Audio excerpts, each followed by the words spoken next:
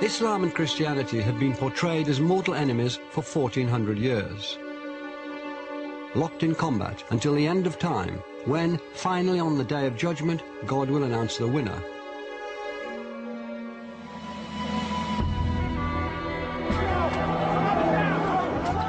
This so-called clash of civilizations has defined Christian and Muslim relations from the wars of the Crusades to the war on terror. A story of distrust, sometimes spilling into hatred, that can only be resolved by one side triumphing over the other.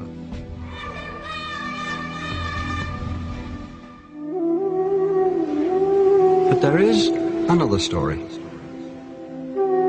It's a story that revolves around one man, a man whom 1 billion Muslims and 1.2 billion Christians both called Messiah, but in very different ways.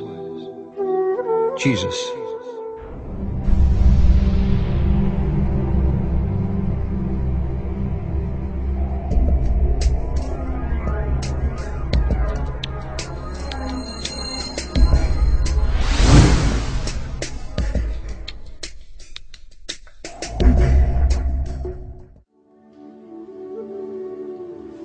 Christianity does not have an exclusive claim on Jesus. He's a key figure within Islam.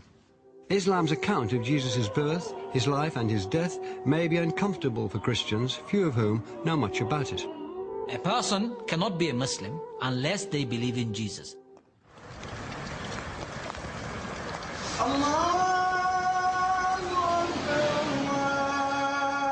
Friday is the holy day for Muslims.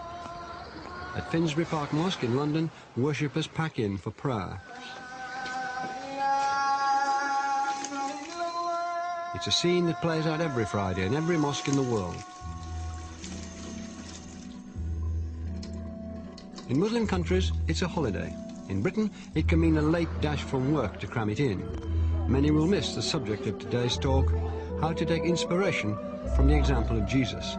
We remember Isa alayhi salam because there is something unique about him. If you are introducing Islam to someone or someone is embracing Islam, you just tell him with the testimonial of faith, he has to say, I bear witness that there is no God but Allah, and I bear witness that Muhammad is the messenger of Allah, and I bear witness that Jesus is the messenger of God and his servant just like Muhammad. If you are a real Muslim, you have to believe in other prophets. You have to believe in Jesus and Moses, and we do believe in them. We understand that Jesus is really important in Islam, and like even in the Quran, there's loads of pieces like talking about him. Jesus starts something and Muhammad finishes it, the conclusion. The conclusion for it. It's just like one religion. The Quran calls Jesus Isa and refers to him as the son of Mary. This differs from the Bible, which refers to him as the son of God. He was given so many names in the Quran. He was given the name, the Word of God, and he was given the name, the Spirit of God. But so many times he was called Jesus, son of Mary, Jesus, son of Mary, Jesus, son of Mary, because he was born miraculously without a father. Jesus' simple lifestyle holds appeal for many Muslims today. Muslims learn about Jesus from the Quran, a holy book, and also from the Hadith, the collected sayings of the Prophet Muhammad. Again and again, the Quran makes it clear. God speaking in the Quran says that the Quran is not coming to cancel out the message of the Bible or the Gospel or any of the great scriptures of the past. And the Quran says we are telling you the best stories. Many stories famous in the Bible can also be found in the Quran. There are accounts of Jesus' miracles. There's even a chapter called Mary.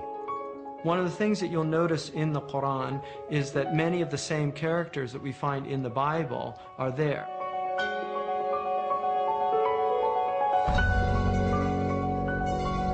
Like Adam, Cain and Abel. Zechariah is there, Ilyas is there. Solomon is there, David is there, Pharaoh's there, John the Baptist is there. Jesus, Moses, Noah, Abraham, and the rest. But you'll find nuanced versions of these stories that sometimes differ from the biblical narrative.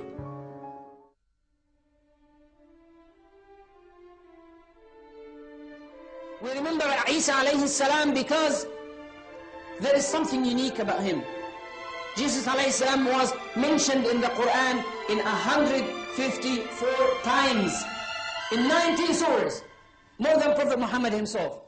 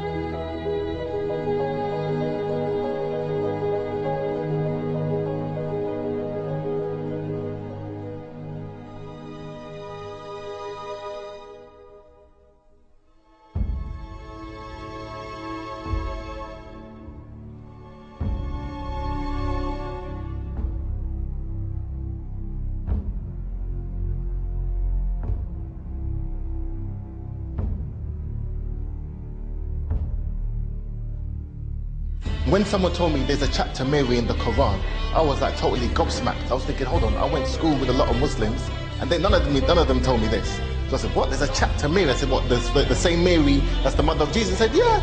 I said, no, I've got to get this Quran.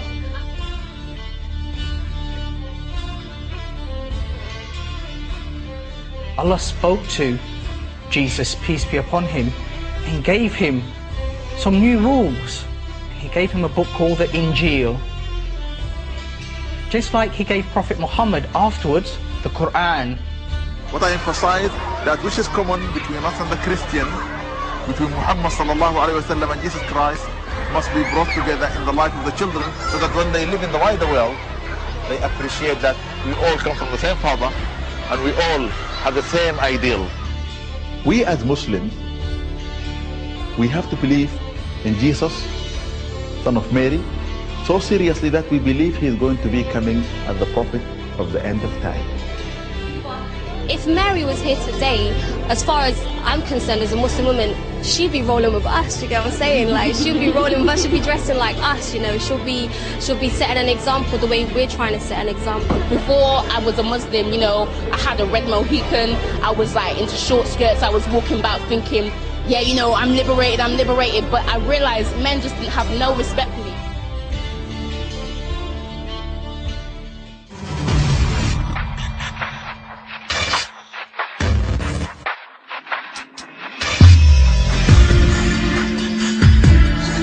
Whether there was any mention of Muhammad ﷺ in the Christian Bible. Most every religion tries to find the Bible somewhere in their teachings and their beliefs. So does the Quran. That the Holy Prophet Muhammad ﷺ was mentioned by name in the Bible. I have read the Bible through many times. In the Old Testament, in the Song of Solomon, chapter 5, verse 16, in the Hebrew language, it reads, Hikko mamittakin vi kullo Muhammadim zahdudi vi zahra'i bainat Jerusalem. Mamittakin vi kullo Muhammadim